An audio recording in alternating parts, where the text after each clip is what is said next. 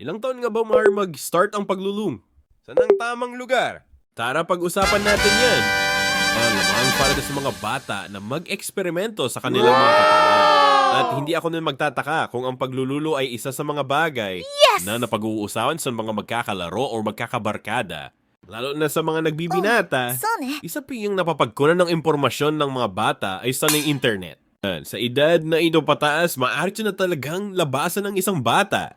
Ito ay isang senyales ng pagbibinata ng kanyang katawan. Isang kontrobersyal na issue kung ano ang dapat gawin tungkol dito. Para sa mga ilang relihiyon, ang paglululo ay isang kasalanan. Sa pasin ng paggawa nila as bidkamang pagpapantasya.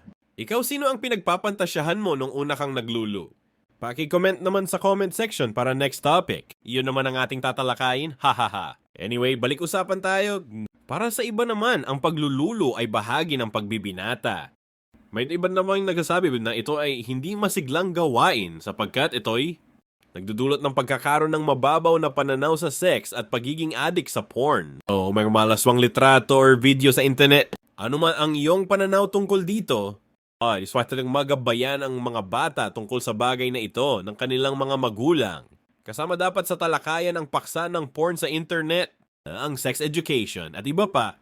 Kailangan maramdaman ng mga bata at ang kanilang mga magulang ay open na pag-uspay ang mga bagay na ito para hindi lamang mula sa kanilang mga barkada sila makakuha ng impormasyon tungkol sa mga pagbabago sa kanilang katawan. At sa pagkamulis nila sa mundo, like, share and subscribe na din para lagi kayong updated sa mga i-upload kong video. Thanks for watching mga ka, lol!